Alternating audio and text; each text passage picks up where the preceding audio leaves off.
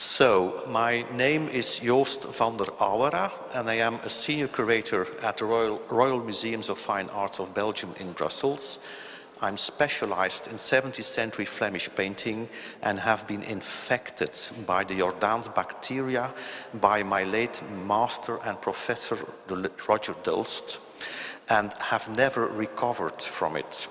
So for a reason, because in the Brussels Museum, I am responsible for one of the most beautiful and representative Jordaens collections in the world.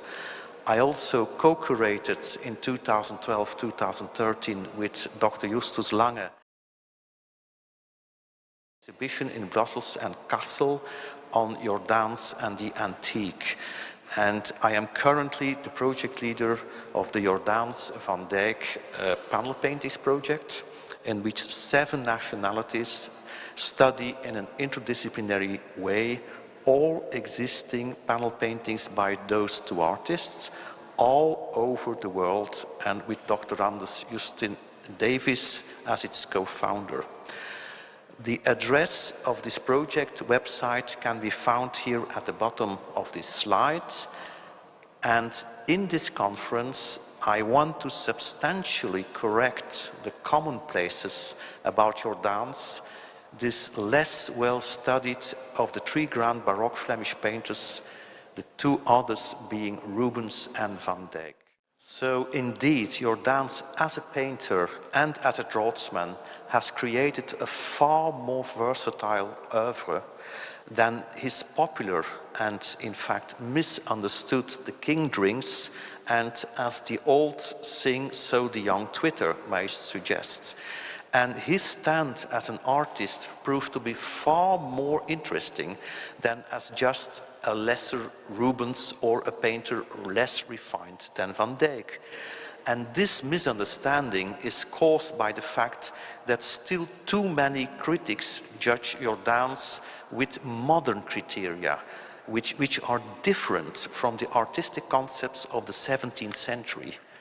And in order to demonstrate this, I will explain the artistic concepts of Jordaens' own time and the determining factors in Jordaens' native Antwerp that made him a great master in his own right.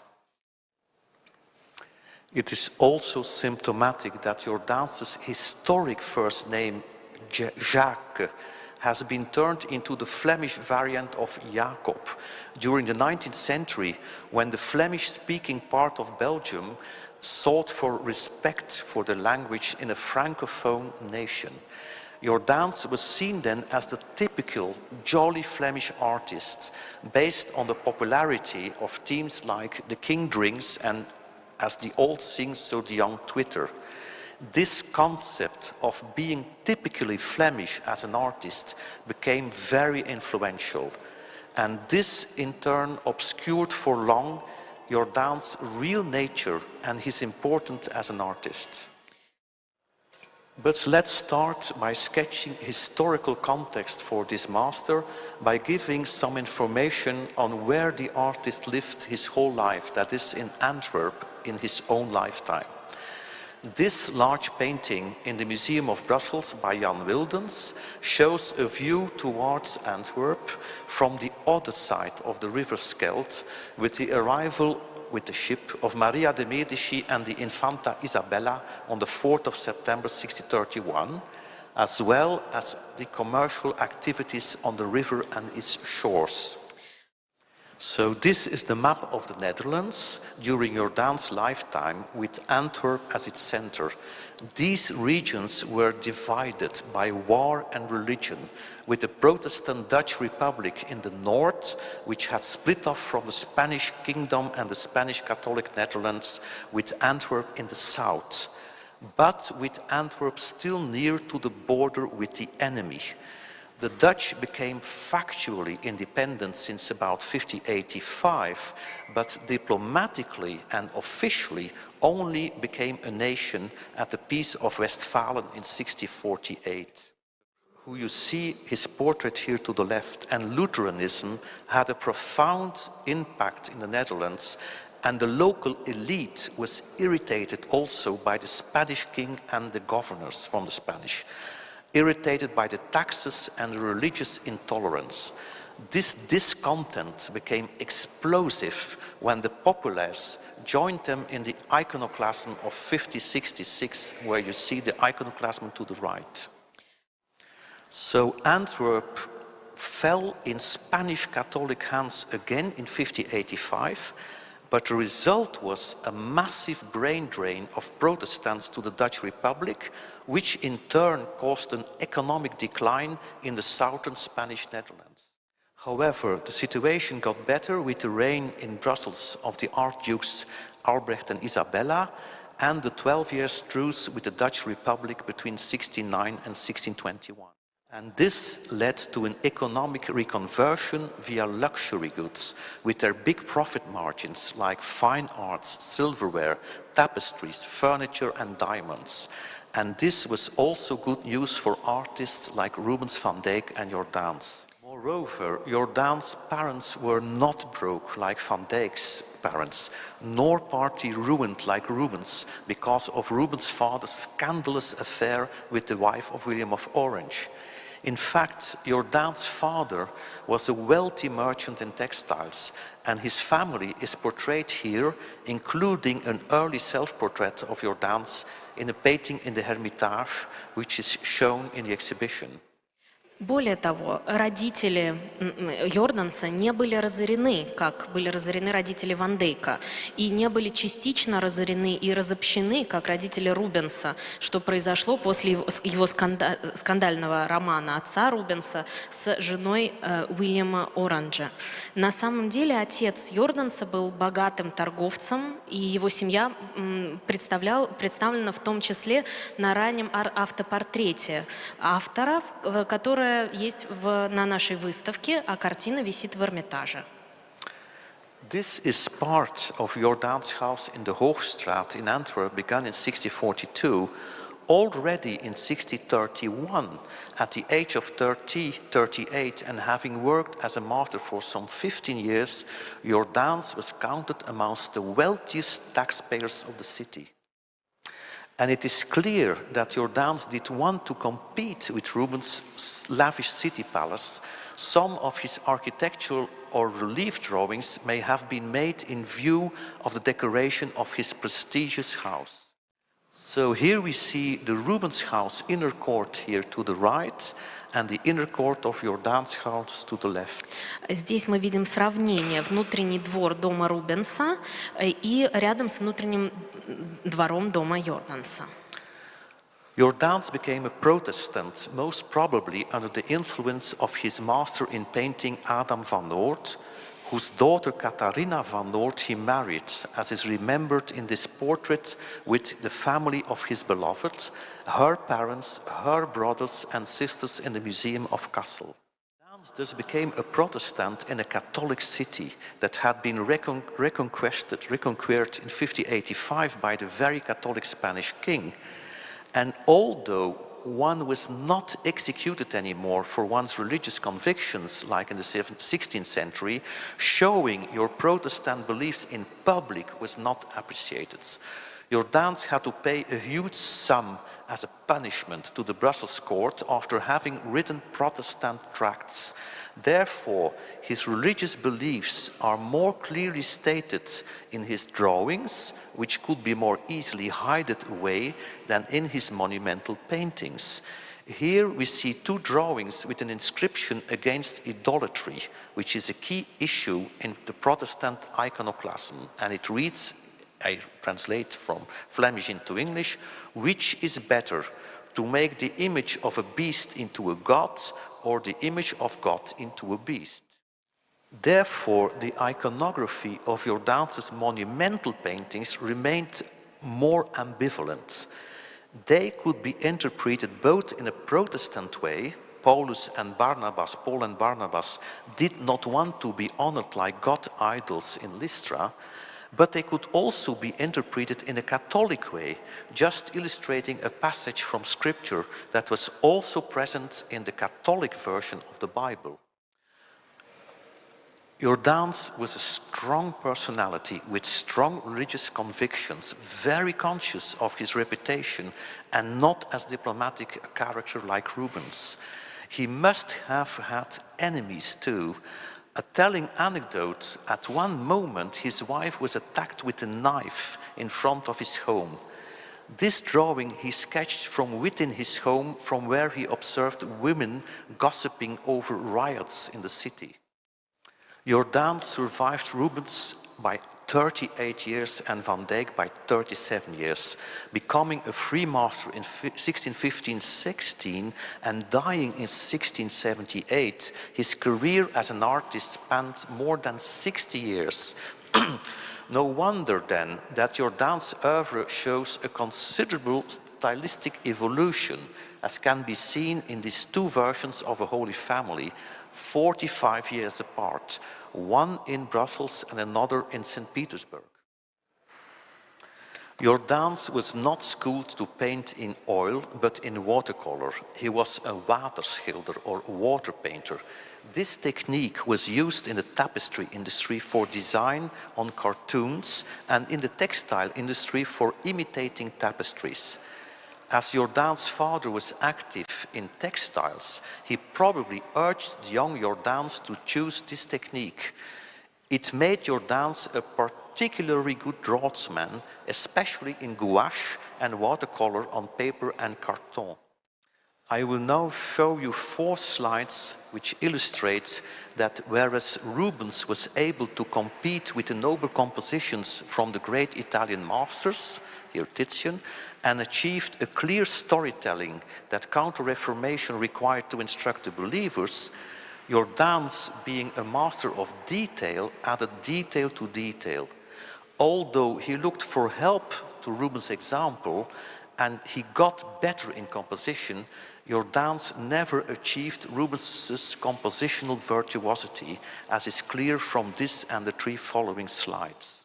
So, is Jordaens just a less refined artist than Van Dyck?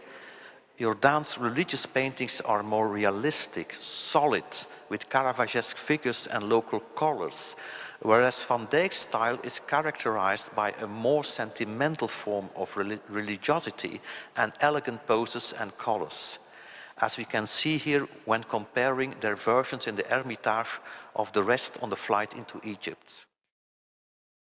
In the 4 following slides, we will compare Jordaens as a portraitist. Is he just a lesser portraitist, portrait painter than Van Dyck and Rubens? What distinguishes Jordaens both from the more poised portraiture of Rubens and from the aristocratic refinement of the portrait of Van Dyck is Jordaens' acute and sympathetic sense of unembellished and unheroic realism. Comparison with Rubens. Вот сравнение с Рубенсом Comparison with Van Dyck. и сравнение с Ван Дейком. And here what I think would be possibly pendants, so the one in the exhibition and the one in Brussels. So maybe we can unite the husband and wife here, I hope so.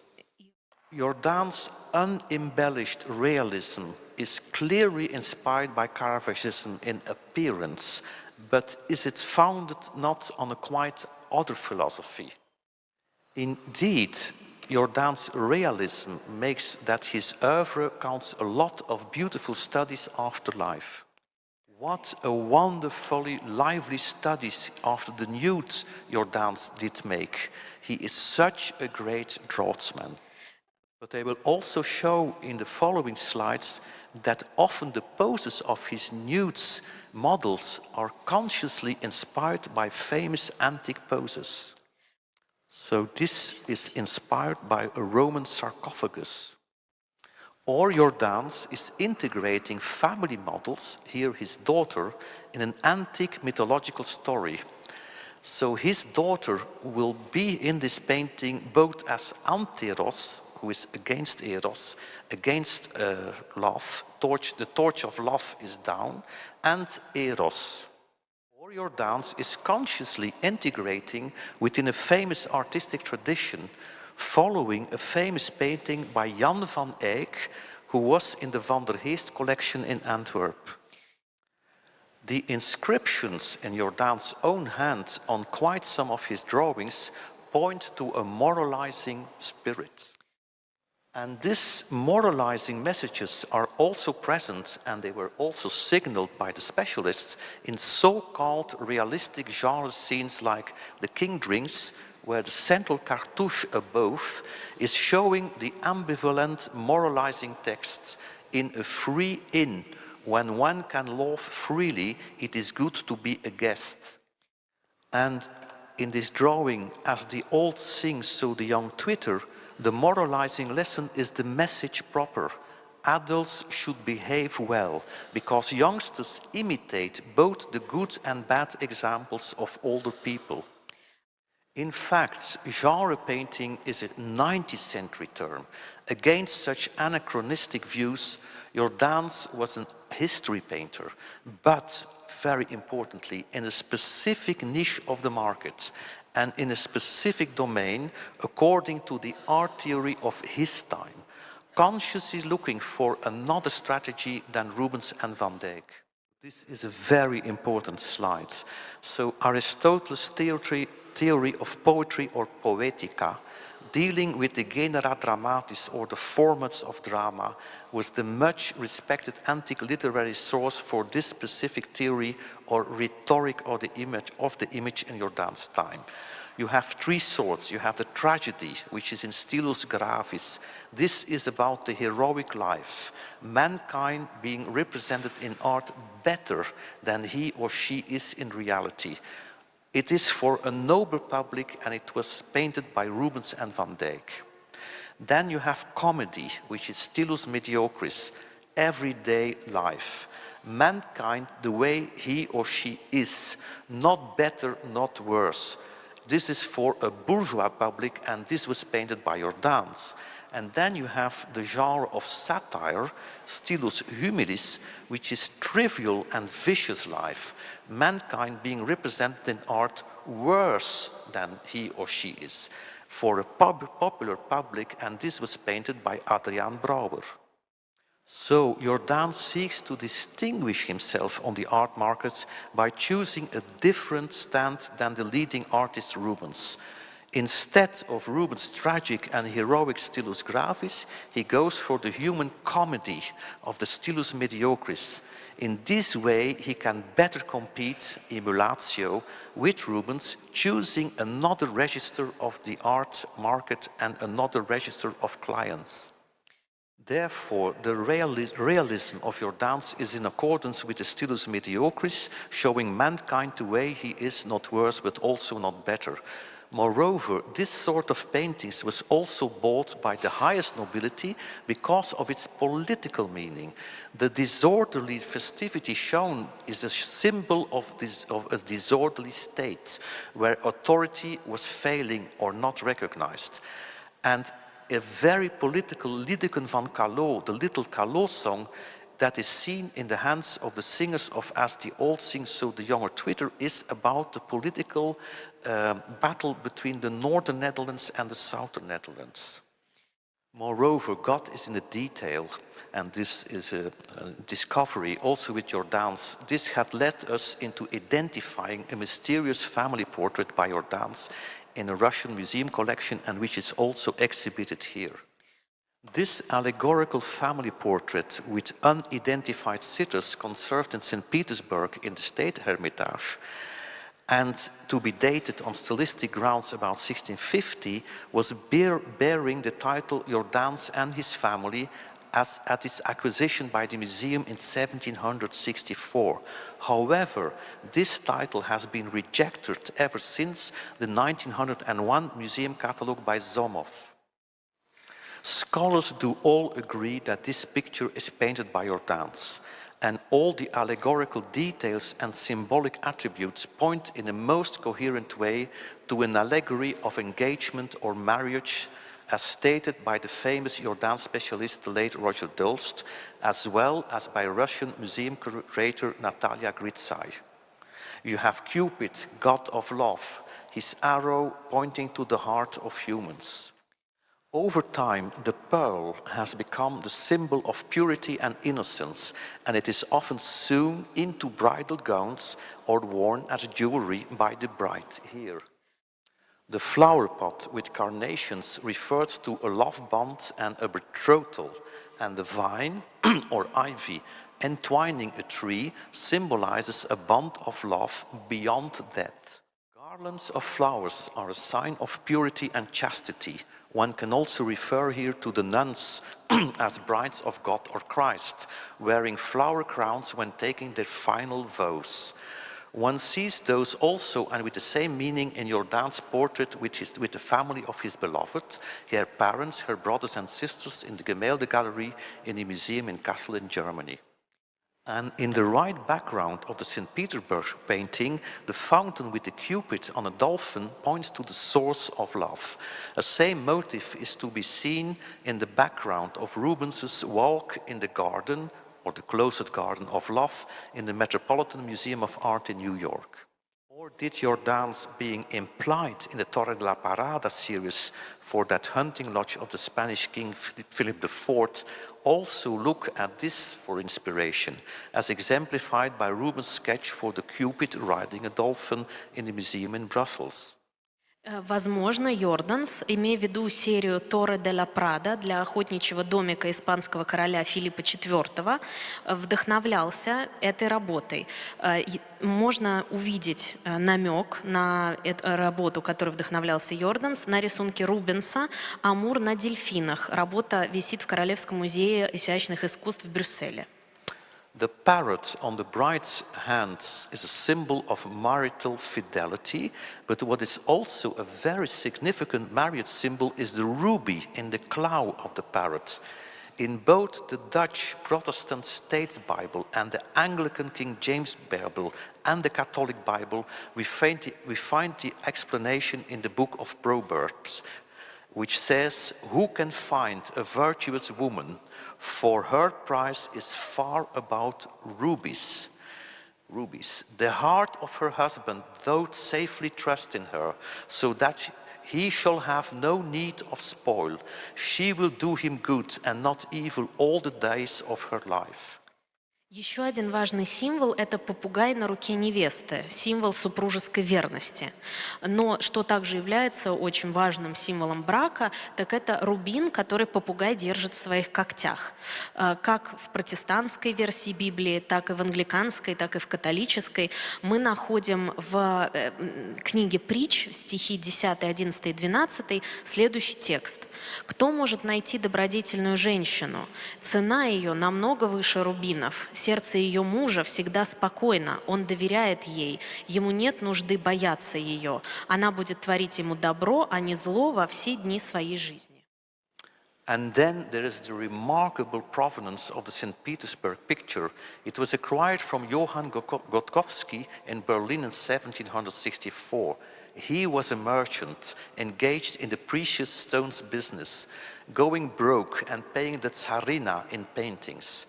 Born in Gorzizny in Polish Royal Prussia, Gottkowski descended from an Adam Gottkowski from an impoverished family of Polish nobility. Both his parents died when he was 5 years old as a result of the plague, which broke out after the Great Northern War. As a 14-year-old, he went to Berlin to live with his brother and to apprentice in business. He established him in his jewel and trinket shop, and he quickly acquired customers in the highest circles. Already in 1763, he had difficulty paying as a result of buying up Russian grain of bad quality and too high prices, causing the infamous Amsterdam company de Neuville to go broke. As a result, bankruptcies in Hamburg, Frankfurt and Amsterdam followed, leading to an international financial crisis. So Gottkowski provided 317 paintings, including 90 not precisely known to the Russian crown, it is to Catherine the Great, to satisfy for his obligations, his financial obligations. Flemish and Dutch masters such as Rembrandt, 13 paintings, Rubens, 11 paintings, and Jacob, or Jacques, in fact, Jordaens, 7 paintings. But there is more to the provenance. The Hermitage catalogue put forward the hypothesis that their painting is identical to a painting that is mentioned in the sale of 1734 at The Hague by the heirs of Jordaens. And what about the strange status of a drawing considered to be a copy in the Gemeente Museum in Amsterdam? This drawing shows only 2 figures instead of the 3 in the St. Petersburg painting, which is in accordance with the description of the number of figures in the 1734 sales catalogue. And the St. Petersburg painting has the same width as described in 1734, but its width is not as high. I cite lot 100 in the sale of the 22nd of March 1734. Un magnifique tableau représentant une jeune femme avec un jeune homme et un Cupidon par le même, that's Jordaens. And then we have the dimensions, which is the standard dimensions of the 2 double canvas or 2 double doek. Not to mention the status of another genuine drawing by Jordaens in a private American collection. That sheet shows some telling parallels. Therefore, is this just a preparatory design for the decoration of Jordaens' house, as suggested by Joost, or should it not be rather a preparatory study for the painting in St. Petersburg? And what is the artistic relationship and correct order between the copy drawn in Amsterdam, the genuine Jordaens drawing in the United States, and the painting in St. Petersburg? In order to analyze their relationship, one should also point to the possible influence of Rubens in them. Is that St. Petersburg family or marriage portrait by Jordaens once again inspired by Rubens' example? My colleague in Russia, Smolskaya, thought so in 1991, and Gritsai, in 2 publications of 2006 and 2012, thought there was no influence.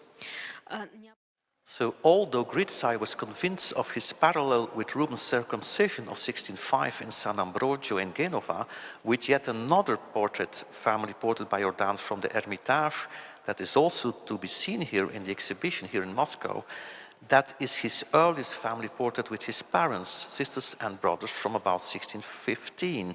So Gritsai saw a parallel between the Hermitage family portrait of Jordaens and this composition by Rubens. And the curator of the museum in Kassel, Justus Lange, is convinced of another Rubens source in the other family portrait of Jordaens in Kassel, which honors his own betrothal with Catharina van Noort, the daughter of his master Adam van Noort. Moreover, the drawing in Amsterdam, although only a copy after Jordaens, but with the Cupid of love and the dog of fidelity in marriage, is nearer to Rubens' famous marriage portrait with his wife Isabella Brandt from about 1609 in the Alte Pinakothek in Munich, especially in mirror image. And what is their specific relationship between these 2 artworks, beyond the striking parallels in subject and physiognomies, notwithstanding some apparent difference in age of the figures represented? But let's first try to identify the figures in accordance with Jordaens' habit of the rhetoric inclusion of family members in his most popular history paintings, like this version of As So the Old Sing, So the Young Twitter in the Louvre. Adam van Noort, as sketched in a drawing after life in Cambridge in the Fitzwilliam Museum, here to the left, is also present to the left of the Louvre painting, and everyone agrees it's him. And a drawing by Jordaens of a mother and child, a sheet of which the present whereabouts are unknown, dated about 1638-40 by Roger Joost, was described by him as, I quote, perhaps Catharina van Noort and her daughter Anna Catharina, who was baptized 1629, both figures reappear also in the Louvre painting. Moreover, the very same lady reappears in the King Drinks in the Museum of Valenciennes, and she is wearing even the same clothes. And is this to the left not a study after life for the same lady?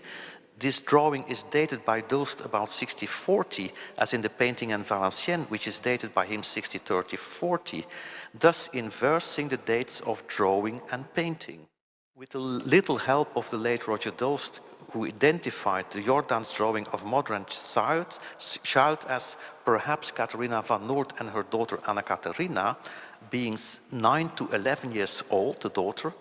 In my opinion, one can identify this daughter with the lady to the left of the St. Petersburg painting, dated early 1650s. So she would then be 21 years old in the Petersburg painting, and thus some 10 years older than in that drawing. And she looks quite 21 years old. She looks quite like her mother when the latter was portrayed as an adult person in the drawing. All scholars agreed that there are striking parallels in the physiognomy between the two women in the St. Petersburg picture, indicating that they very well might be sisters. And could therefore the other lady therefore not be Elizabeth Jordaens, the daughter of Jordaens, who was baptized in 1617 and lived till 1678, wearing the same sort of pearl jewelry in her hair also? The comparison between the head of a woman wearing a crown of pearls in Coburg, in the Weste-Coburg-Kunstsammlung, and details of the women in St. Petersburg and Valenciennes pictures lead us to the conclusion that this other lady is no one else than Elizabeth Jordaens, and thus about 33 years old when being baptized in 1617. Unmarried, a virgin, with flower garlands at the moment of the creation of the painting in St. Petersburg nowadays, created about 1650.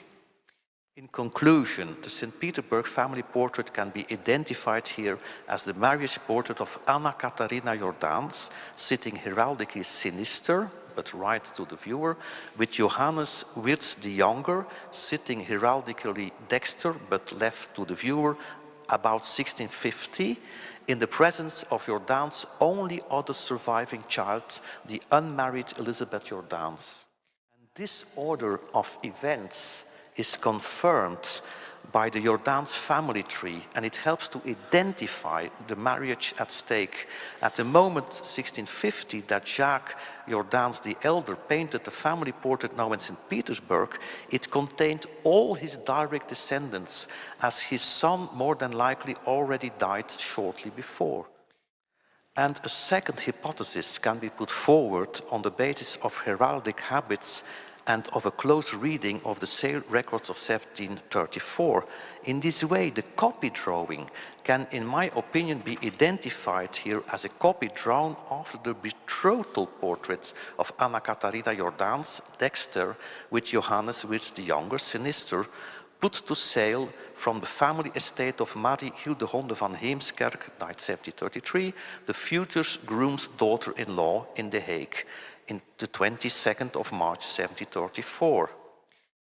And so, for heraldry, if you are betrothed, you do not have yet to defend your bride, future bride.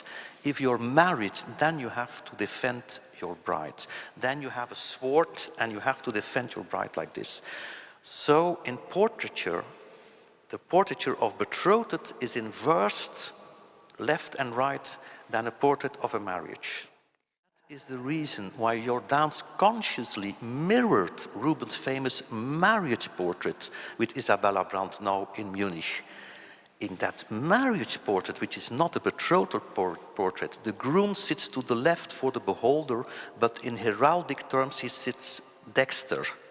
And in the copy after the drawing, the scene honoring a betrothal is inversed because it is the future groom that sits sinister.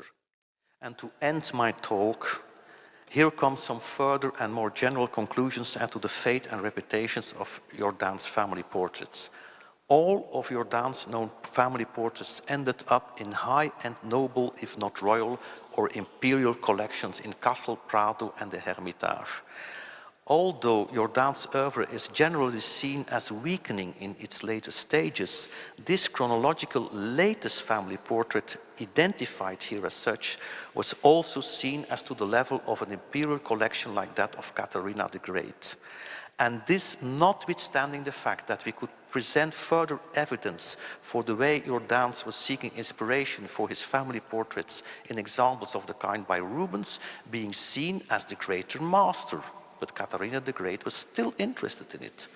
Whereas the early family portraits with his parents, brothers and sisters entered the Hermitage from the Walpole family as a portrait of Rubens, Isabella Brandt and their children, only identified as Jordaens' family once in 1797 the Hermitage catalogue was published, it entered the museum as Jordaens and his family right away, with the title which each of these two paintings, the one that you see now both in the exhibition, the early family portrait of Jordaens and the one of his that you see there that they identified, they were bearing titles when entering the Hermitage Museum because they were probably seen as complementary acquisitions. Thank you for your attention, and I am open to your questions. Большое спасибо за внимание. Может быть, у вас есть вопросы. Thank you. Спасибо.